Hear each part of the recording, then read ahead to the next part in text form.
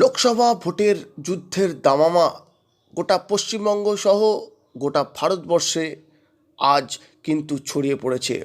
আজ সেই রকমই একটি কেন্দ্রে কিন্তু বিরাট হাড্ডাহাড্ডি লড়াই বলে মনে করছে রাজনৈতিক মহল। সেটা হচ্ছে ব্যারাকপুর লোকসভা কেন্দ্র।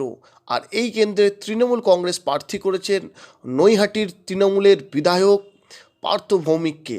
এইবার পার্থ ভৌমিক ওই লোকসভা কেন্দ্র থেকে প্রার্থী হচ্ছেন।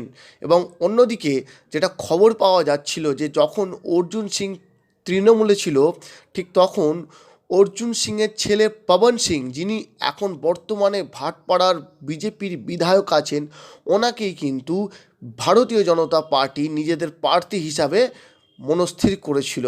কিন্তু এখন যেহেতু তৃণমূল কংগ্রেস নিজেদের প্রার্থী ঘোষণা করে ফেলেছে, তাই সেদিনকে কিন্তু তিনি একেবারে সটান দিল্লি গিয়ে পৌঁছালেন, যাতে করে ওই ব্যারাকপুর কেন্দ্রে আবার বিজেপির টিকিটে দাঁড়াতে পারেন অর্জুন সিং।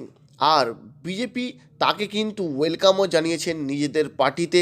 এবং যতটা মনে করা হচ্ছে যে তেনাকে কিন্তু পুনরায় টিকিট দিতে চলেছে ভারতীয় জনতা পার্টি।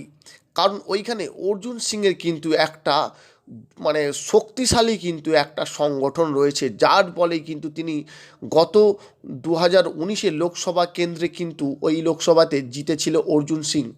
আর এইবারে ওই ব্যারাকপুর থেকেই কিন্তু তাকে প্রার্থী করছে বিজেপি।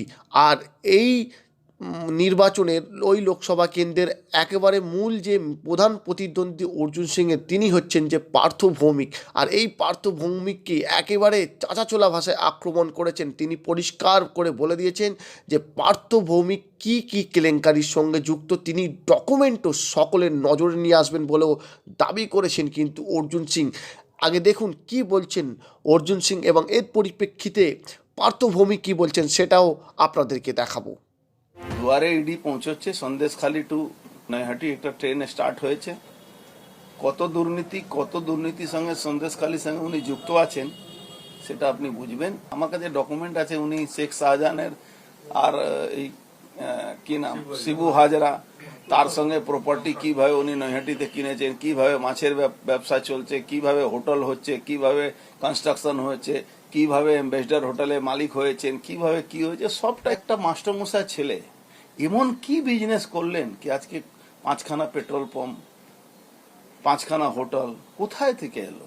জেনসন নিকলসন কোম্পানির মাটি অবধি বেচে দিয়েছেন।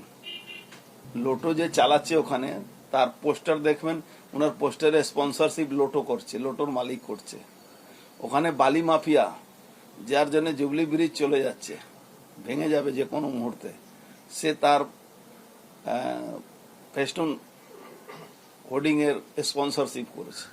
সম্মানিত দর্শকবৃন্দ, আপনারা শুনলেন যে অর্জুন সিং পরিষ্কার করে পার্থ ভৌমিকের বিরুদ্ধে যে অভিযোগগুলো আনছেন, সেই অভিযোগগুলো কিন্তু খুব মারাত্মক। তিনি পরিষ্কার করে বলছেন যে সন্দেশখালীর সঙ্গে পার্থ ভৌমিকের একটা যোগাযোগ আছে, শেখ শাহজাহানের সঙ্গে শিবু হাজরাদের সঙ্গে কিন্তু তার একটা ভালো যোগাযোগ আছে, এবং তাদের যে কারবার সেইখানেও কিন্তু যুক্ত, যেমন জমির, অন্যদিকে মাছের কারবার, এইগুলোর সঙ্গেও জড়িত। এবং অন্যদিকে পার্থ ভৌমিকের আলাদা করে 5টি পেট্রোল পাম্প এবং 5টি হোটেল, আরও বিভিন্ন কারবারের সঙ্গে জড়িত। এবং বালি মাফিয়ার সঙ্গেও কিন্তু পার্থ ভৌমিক, অর্থাৎ যিনি এখন তৃণমূলের প্রার্থী হয়েছেন, যিনি নৈহাটির বিধায়ক, তিনি কিন্তু জড়িত। এই অভিযোগ কিন্তু অর্জুন সিং আনছে। আর এর পরিপ্রেক্ষিতে পার্থ ভৌমিক খুব পরিষ্কার করে বলছেন যে অর্জুন সিং, আপনি যদি আমার বিরুদ্ধে কোনো অভিযোগের কথা বলেন, যদি কোনো প্রমাণ থাকে আপনার কাছে, আপনি তো বলছেন প্রমাণ আছে, তো সেই প্রমাণগুলো অবশ্যই পাবলিকের সম্মুখে নিয়ে আসুন। কী ডকুমেন্ট আছে আপনার কাছে, কী প্রুফ আছে, আপনি বের করুন। সন্দেশখালীর মানুষ জানে, এইখানকার মানুষ জানে যে আমি কেমন, আমার কি আছে না আছে। আর আমি যখন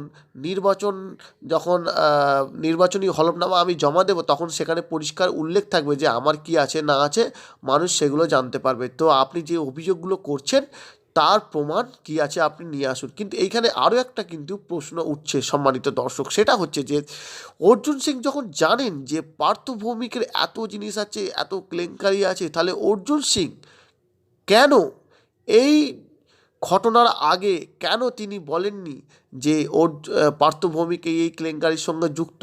তাহলে কি তিনি তখন তৃণমূলে ছিলেন বলে মুখ খোলেননি, নাকি অন্য কোনো রহস্য আছে? এটাও কিন্তু প্রশ্ন উঠছে কিন্তু রাজনৈতিক মহলে। এখন যেহেতু প্রশ্ন তিনি তুলছেন, তার পরিপ্রেক্ষিতে এই প্রশ্নগুলো যে উঠবে এটাও কিন্তু স্বাভাবিক। সম্মানিত দর্শক, আপনারা কি মনে করছেন? আপনাদের মূল্যবান প্রতিক্রিয়া অবশ্যই আমাদেরকে জানাবেন এবং প্রত্যেকটি আপডেট সবার আগে পেতে অবশ্যই আমাদের চ্যানেলটিকে সাবস্ক্রাইব করে পাশে থাকবেন।